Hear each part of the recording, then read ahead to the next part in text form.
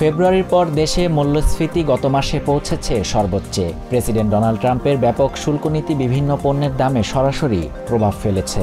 আসবাব, পোশাক এবং গৃহস্থালী যন্ত্রপাতি কেনার ক্ষেত্রে খরচ বেড়েছে ভোক্তাদের। মূল্যস্ফীতির এই ঊর্ধ্বগতি ফেডারেল রিজার্ভের জন্য দাঁড়িয়েছে চিন্তার কারণ হয়ে।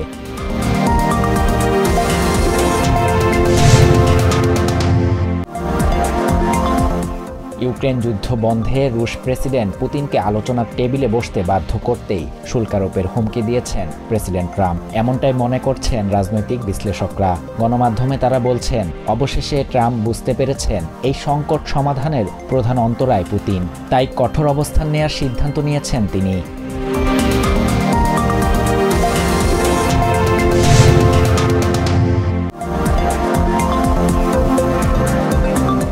প্রায় সব দেশই আমেরিকার সঙ্গে বাণিজ্যিক চুক্তি করতে চায় বলে জানালেন প্রেসিডেন্ট ডোনাল্ড ট্রাম্প। সোমবার হোয়াইট হাউসে ফেইথ অফিস লাঞ্চে কথা বলেন তিনি।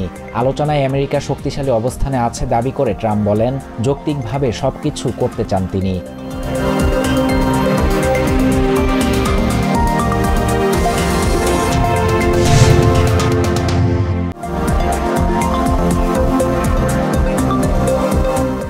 বিগ বিউটিফুল বিলকে ভোটারদের কাছে আরও গ্রহণযোগ্য করতে রিপাবলিকানরা এটিকে ওয়ার্কিং ফ্যামিলি ট্যাক্স কাট নামে প্রচার চালাচ্ছে। তবে ডেমোক্রেটরা এর বিরোধিতা করলেও তারা মনে করে বিলটি 2026 সালের মধ্যবর্তী নির্বাচনে বড় প্রভাব ফেলতে পারে।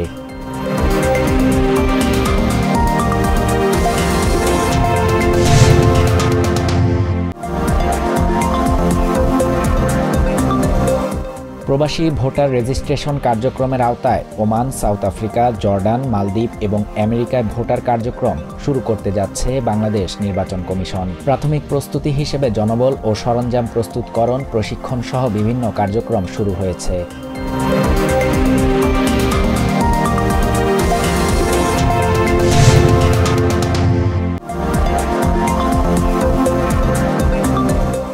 ফ্যাসিবাদ সরকারের সময় ওমানে নিযুক্ত কিছু লেসপেন্সার বা দূতাবাসে নিয়োজিত কর্মকর্তাদের ষড়যন্ত্রে চাকরি ও ব্যবসা হারিয়ে বাংলাদেশে ফিরতে বাধ্য হয়েছেন প্রায় 200 প্রবাসী।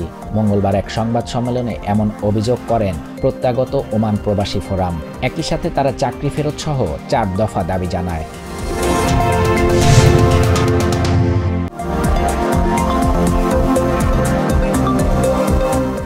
সারা দেশে আইনশৃঙ্খলা পরিস্থিতির অবনতিকে নির্বাচন পেছানোর ষড়যন্ত্র হিসেবে দেখছে বিএনপি।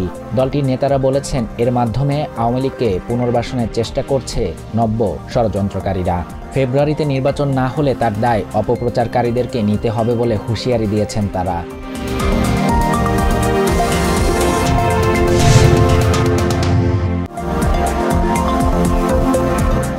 ইরাকের স্বায়ত্তশাসিত কুর্দিস্তানে আমেরিকার মালিকানাধীন কোম্পানির একটি তেল ক্ষেত্রে ড্রোন হামলার ঘটনা ঘটেছে। মঙ্গলবারের এই হামলায় তেল ক্ষেত্রের কার্যক্রম স্থগিত করতে বাধ্য হয়েছে আমেরিকান ওই প্রতিষ্ঠান। কুর্দিস্তান অঞ্চলের গুরুত্বপূর্ণ অর্থনৈতিক অবকাঠামো লক্ষ্য করে চালানো এই হামলাকে সন্ত্রাসী কর্মকাণ্ড বলে অভিহিত করেছে সরকার।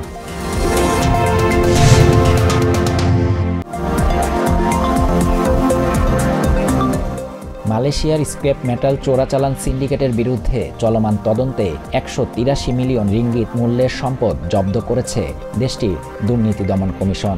সোমবার সন্ধ্যা থেকে মঙ্গলবার পর্যন্ত পেনাং সহ দেশটির 5টি রাজ্যের বিভিন্ন এলাকায় অভিযান চালায় মালয়েশিয়ান অ্যান্টি করাপশন কমিশন।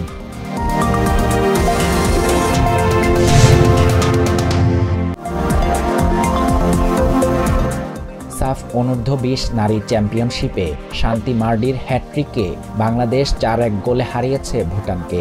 বাংলাদেশের হয়ে বাকি একটি গোল করেছেন মুনকি আক্তার। অপরদিকে ভুটানের হয়ে গোল করেছেন সানগাই ওয়াংমো। টানা 3 ম্যাচে 9 পয়েন্ট নিয়ে চ্যাম্পিয়ন হওয়ার পথে অনেকটা এগিয়ে গেল স্বাগতিকরা।